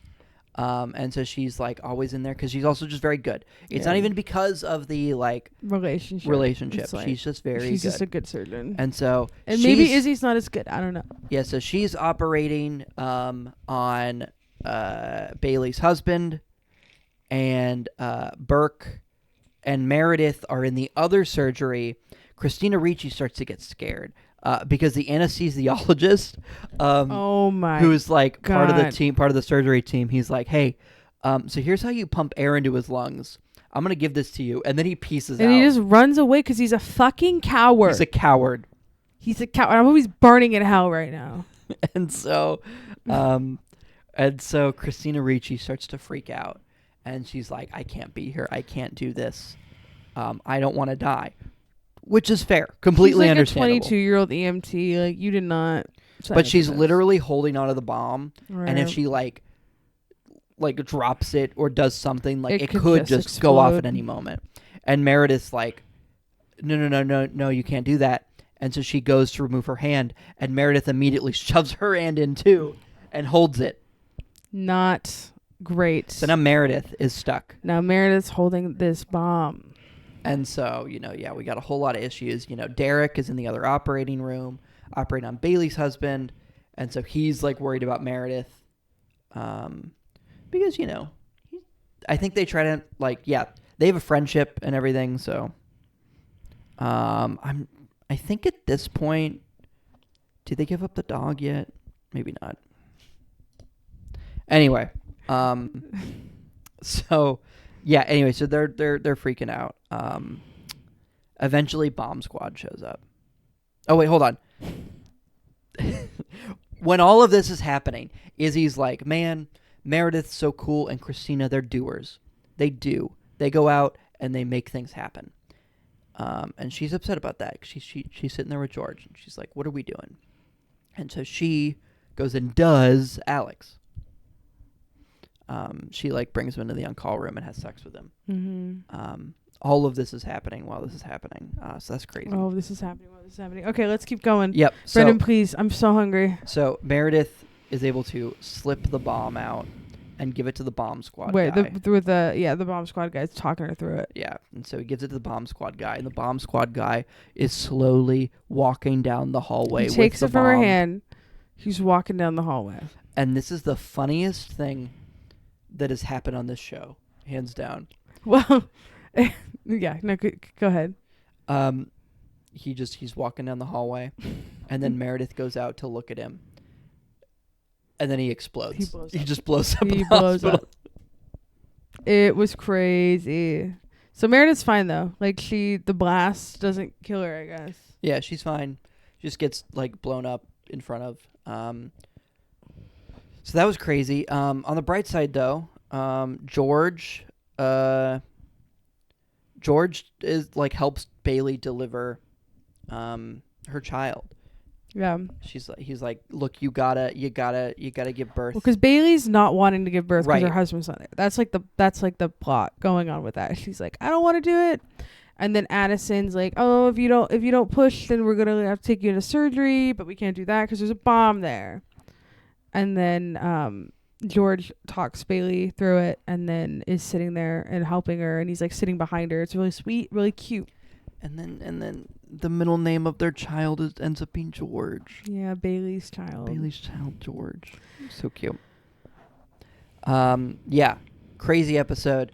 Bailey's gone for a couple episodes due to leave. Episode 18. We're almost done. We are not. We have 10 episodes. We are almost done. 10 episodes. Honestly, we can stream through a lot of this. Yeah, please do. I can't do this. McSteamy, a.k.a. Mark Sloan, a.k.a. Derek's ex-best friend, oh a.k.a. my God. the man who Addison slept with, arrives. He arrives and he's like, hey, I want Addison back. And he's like, hey, Derek. And Derek's like, oh, hey. And then punches him in the face immediately. Pretty awesome, actually. I enjoyed it. He wants Addison back, but she's in the loveless marriage with Derek. So, right. Wants to something to consider. Yeah. So we introduce McSteamy, and then he dips after this episode, but then shows up more. So we get more McSteamy time. Burke learns Christina still has her apartment and is very mad about that. Understandably because so. she lied to him. Kind of feels like you should communicate that. And George, this whole time, this whole entire show, has been kind of tied up about a certain someone, a girl, a Goyle. And Izzy is a bad friend for telling him to decide to go with what he's feeling. George, you're feeling this. You have to tell her how you have to feel. tell her, even though that everyone knows that George is into Meredith Grey. But Meredith, there's no way that she's into George whatsoever. Well, clearly not. She's obsessed with this weirdo. Obsessed. And that is just true about this entire show. Yeah. So far that we've watched, even up until season 4, like absolutely obsessed with this man. Which is fair. You love someone, you're obsessed with them. That's true. You're obsessed with me. So anyway, so he tells Meredith how he feels, and then George tells Meredith how he feels, and then they decide to have sex. Does she feel the same way about George? The answer may surprise you. It's no. No. Meredith is so upset and just like, I just want to feel good. And so she has sex with him. Very vulnerable. Yeah. Very, very vulnerable. And yeah, anyway, so they have sex, and George makes her climax. and then Does he? I think so. Okay. Well, he was like, was that good? And she was like, yeah, that was good. And then starts to cry during sex. Because it was so good. George, so embarrassed, was like, Meredith, we can't talk about this with anyone. She, of course, has to tell people. Because, she has to, like, talk to her feelings. It's like a way to cope with this. And so, eventually, everyone finds out. Right. Poor George. And now George is so upset with Meredith. Which is fair, but also like, look, man, she was very vulnerable, so it's like this. She just watched a man blow up. She just watched a man. She just watched a man blow up. She also, didn't get picked, even though she said pick me. Yeah. So like, it's also partially George's fault, but George was just like, I'm not talking to Meredith.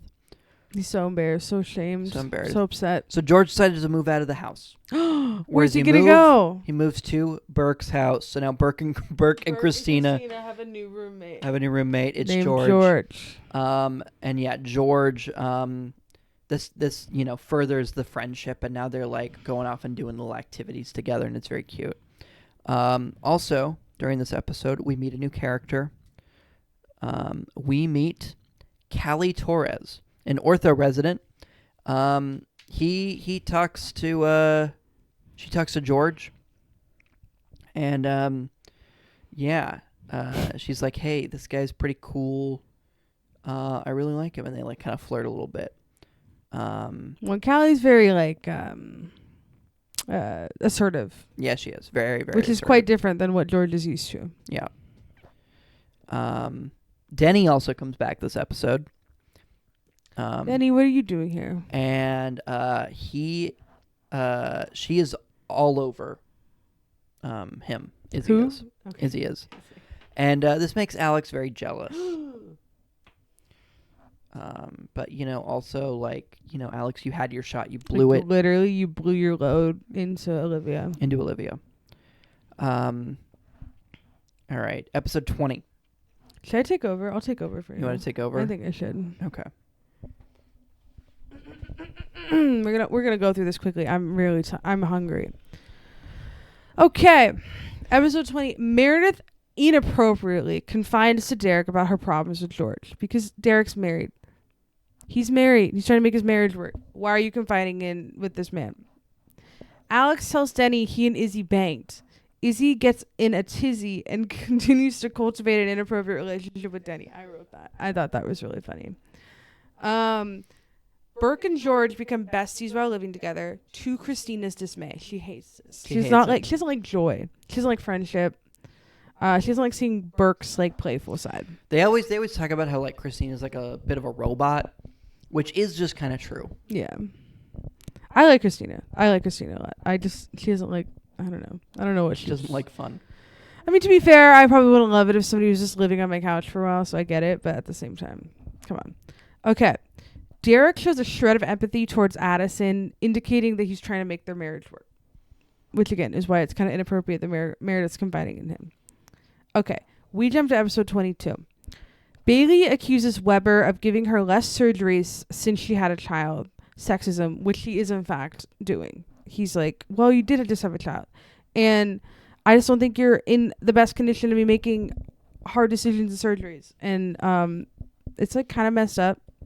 But I guess it is good to take a break from having, doing really like life or death stuff when you're a bit all over the place. So that's true. We're getting a bit of the nuances of, I honestly can't imagine having a kid and then continuing to be a doctor. But Dr. Bailey is stronger than I could ever imagine to be. So, okay, George and Callie start dating. Woo! And then George finds out she's living in the hospital. Kind of weird. It's very weird. Okay. he finds like a closet or something, or like a back room. Well, he's calling Callie, and she literally has like a little bed, like a little and rat like a little hole. like rat hole with like a record player, and she made it look pretty nice. Yeah. But, yeah. Also in this episode, George and Addison are working with the patient, and then it is revealed to them that that patient is Meredith's half-sister and that Thatcher was a good dad to his other family. That's Thatcher. So he's not dead. He is not dead. We didn't mention this, but there's an episode where Meredith goes to speak to her, to Thatcher, and then he's just like weird. He's like, what do you want? And she's like, nothing. So anyways, but apparently he had this whole other fucking family. And Meredith has some half-sisters. Yeah, I want to talk a little bit about something that we haven't really talked about, but it's kind of like an overarching theme of the show so far. So there's a reason why Meredith's parents got divorced. What is that reason? Meredith's mom, Ellis, is having an affair with the chief. Oh my God. He wasn't the chief at that point. Yes, he wasn't the chief at the time. This was like when they were like 30 or something. I mean, it's just... And it's a torrid affair because the chief is married. Yes. They're both married. Yeah. But anyway, so yeah, it's just like this whole thing. And so like while Meredith's mom is around, like the chief has been like going to go visit her and everything, and they're always talking about like the old days or whatever. I mean, to Meredith's mom, it's as if it's happening right then and there. And she keeps talking about how he's got to leave his wife. He's got to leave his wife Adele, so they can run off together. Did you point to Adele? Well, yeah, to Adele, his wife Adele, so they can run off together. Turns out we Clearly, find that never happened. We find out that never happened. That they're old now. You know that never happened. Yeah. And so that's kind of like the reason why they split. And so there's like this fun little, like, ooh, but Meredith had never known why they'd split. She didn't know. I mean, she just knew that her mom was kind of crazy. And so she finds out that that this happened, and so she's like, a few episodes later, here's Thatcher's other family. Yeah. Okay. Also in this episode, Meredith meets a hot vet because their dog is sick. Because she, and I don't think we mentioned this, but she obviously can't take care of the dog, and then Derek and Addison agree to take care of the dog. So they take the dog, but that's kind of joint custody situation. So then Meredith and Derek are both taking the dog to the vet. The hot vet. This vet. That vet. His name is Finn. He comes out. He's like, wow, you're so beautiful. Yeah, and he really wants to date Meredith. He really wants to date. And I think at the end of episode 22, she's like, maybe I'll go out with you. Yeah. Okay, jump to episode 24. Derek is so pissed at Meredith for dating a vet, which is insane because Derek literally married. Derek didn't choose her. Derek is literally married, and he told Meredith that he's staying with Addison. So he's literally being insane. Callie is upset with George for not standing up to his roommates, which is fair, but this is kind of the beginning of some weird Callie behavior. I guess something that I didn't point out is between George has moved back in with Meredith and Izzy. So then, yeah, Callie, like, walks in almost naked into the bathroom while Meredith and Izzy are there talking, and then she pees and in front of them, and then doesn't wash her hands, and then Meredith and Izzy are giggling about it, and then Callie is so mad at George for not like standing up to them, I guess. I don't know. But like objectively, that's some crazy behavior. That is like kind of wild. Like people you've never really like you're not like good friends with, and you're just like peeing in front of them. I don't know. That's a little crazy.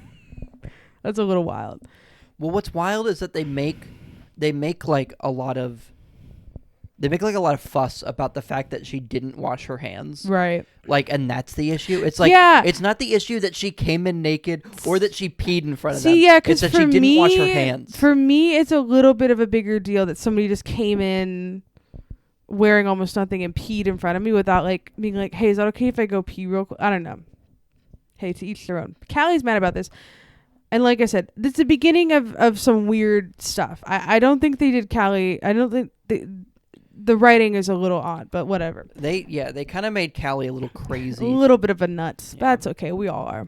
Okay. I'm going to recap episodes 25, 26, and 27 because they were put out in 3 parts. They were like, it wasn't like, individual episodes.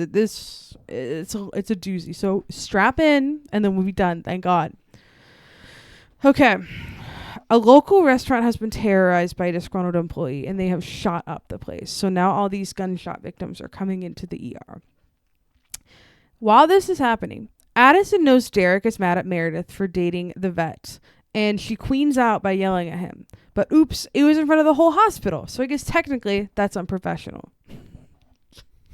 It was like a comedy. It was like she was like, Derek, why are you so mad at Meredith for dating someone when clearly like you're obsessed with her? And then it like pans out and it's just like the whole hospital sees them. It was crazy. Okay. Meanwhile, Burke and Alex are going to retrieve a heart for a transplant because there's a person that died and they're like, let's go get this heart. Because they need it for who? Well, we're gonna get there. They need it for Denny. Okay. Yeah. Denny.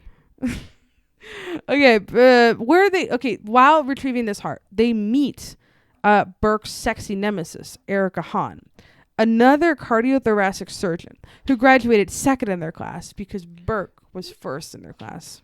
Erica Hahn. We don't see a ton of her this season, but she comes up later. She comes up later in the show. Okay, Izzy figures out that Denny will not get the heart because he joined the transplant list 17 seconds later than the person above him. Isn't that wild? Isn't that wild that that's how? Well, I don't know if that's how. I don't know if that's how that works. It feels silly to fabricate that when like they have a real system. I don't know. Okay, whatever. we can't get into the nuances right now. We have to read what happens. Through a convoluted explanation, Izzy determines that if she cuts Denny's LVAD wire, which is like a heart pumping machine, that he will move to the top of the list. Don't know how that works. Izzy ropes in George, Meredith, and Christina into her crime. Yeah. So what she had learned was she was like, hey, and she's like talking to Dr. Burke on the phone. She's like, hey, so what if Denny's condition worsened? Right. It was like, what if he gets worse? Will he move to the top? And he was like, well, why yes? Why yes? Why yes? Not knowing that she was going to commit a crime. And so she goes to Denny and she's like, hey, I love you. That's something that we hadn't really discussed here. Once again, they have the inappropriate relationship. And now she's fully in love with this. She fully is like, I'm in love with this patient of mine. Maybe you're not. Maybe if we consider that you're not. Anyway, so she's like, hey, Denny, I need you to live. Because he's been like coming to terms with like not living. Yeah, I mean, he's like aware that he's like, you know what? It just might not happen. And that's okay. I've come to terms with that. And she's like, no. I need you in my life. I just met you like a month ago. This is crazy. Here's my number. Maybe like, a couple months ago. But she's like, I need you. I love you. And so she's like, Denny, we need to worsen your condition in order to get you that heart. Right. Because we don't know when the next one's going to come along. Right. And he reluctantly agrees. That is important. He's like, yeah, he like didn't want to. Yeah. Because he's like, his character seems like a pretty smart guy. He was like, okay. Yeah. Okay. Well, Burke is on his way back to the hospital to confirm that Denny does in fact need the heart, that his condition has gotten worse, and that he can like call the, what do they call it? The UNOS or something. Yeah. To be like, okay, he needs the heart. But oh my God. So the employee that shot up the restaurant, he's actually at the hospital. He's at Seattle Grace because the manager that he was after didn't die. So he's at the hospital to finish the job on the manager that initially survived the attack. And after shooting the manager, the gunman shoots Burke and then kills himself.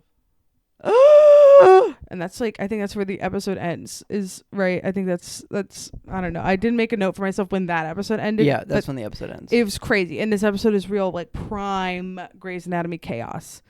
Okay. Derek then has to perform surgery on Burke, which is stressful because if he screws up, he could permanently damage Burke's arm and ruin his career. Okay. Christina is there, but she freezes up when Burke needs her. They're like wanting her to like talk to Burke to like, because they need to wake him up to see if his hand's working. And they're like, Christina, talk to him. Like, you'll comfort him. And she's like, I can't. So we are left to wonder, is she even capable of being a good partner? Who knows? Okay. Also, Dr. Weber's niece, or Dr. Weber and Adele's niece, comes in after passing out during her prom sex, I guess. They said she was having sex and she's in a prom dress. We find out she passed out because her cancer's back. No! She's a poor, like, 17-year-old, 16-year-old child who has cancer. Ugh, so sad. And it's so sad. Okay, in the midst of all this, Adele reveals to Dr. Weber that she knew about the affair with Ellis Gray. She's like, I knew it. I knew you were doing this. I knew it all along. I literally didn't say anything. She literally didn't say anything. She's like, just wanted to be a good wife. Okay, Denny, in the midst of having Izzy commit a crime and cut his LVAD wire, ask her to marry him if he survives. She doesn't say anything. Dr. Hahn then has to go to Seattle Grace and perform Denny's heart transplant since Burke has been shot and can no longer do it. This episode ends with Denny's heart not beating and Burke unable to move his fingers when Derek is trying to assess if the surgery has worked. So, we cut. Next episode, smash cut. Okay, we confirm that Dr. Hahn successfully transplanted the heart into Denny and he's living and breathing, and Dr. Burke can move his fingers. That's good. Dr. Weber is interrogating the interns about the crime that was committed, and they all foolishly agree not to talk in order to protect Izzy. Personally, I would not do that since she is not she's not that good of a doctor. But whatever. As punishment, they don't get to perform surgery and instead are tasked with putting together a replacement prom for his sick niece. What an absurd plot point. It's incredible. It's like really incredible. Because they hold it at the hospital. Right. Well, because she can't leave because she's so sick. Yes. So yeah, then a prom's gonna happen at the hospital. Dr. Weber does also say you all need to be there. He says you are all going to. You all legally, you all have to go to this prom. You all are going to prom. You can invite people if you want. Meredith invites Finn, who also recently had like his wife died. Well, he revealed to Meredith that his wife died, and he never believed he could love again until Meredith. So that's fun. I hope that doesn't end up poorly. I hope that's not bad. Burke is revealed to have a tremor in his hand. So, the surgery seems successful, but he has a tremor. And then I guess he's not telling anyone. Not sure about why he doesn't tell anyone that. I think he doesn't want to tell anyone because if he tells people, then he can't do surgery. Right. And surgery is his life. They are all addicted to surgery. But also, if he has a tremor during surgery, that could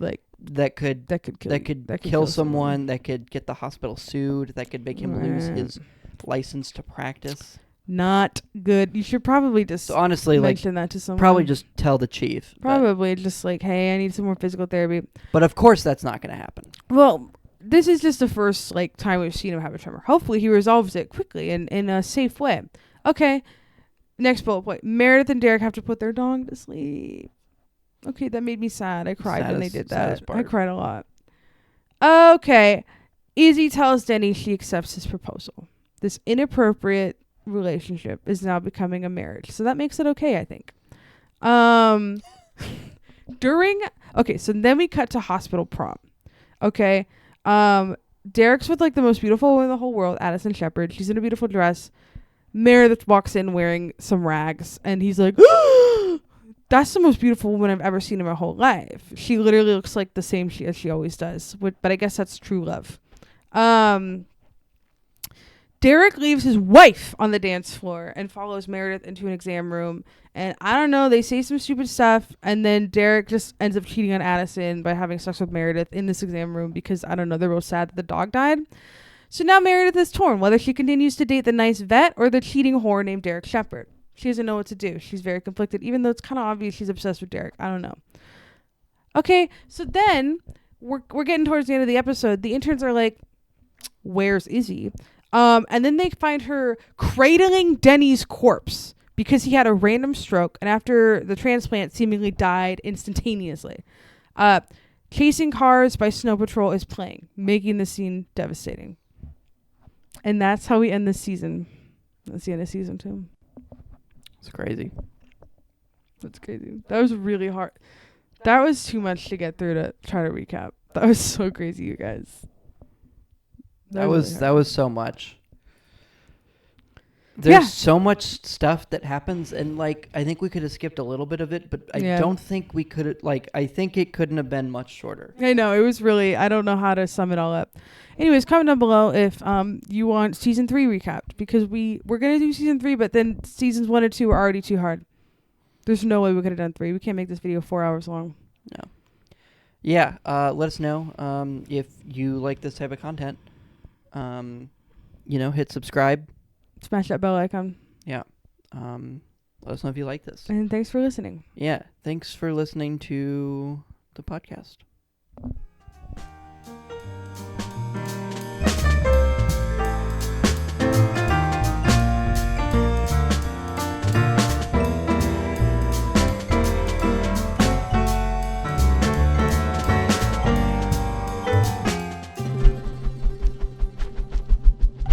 This has been a Brendan Sauer production.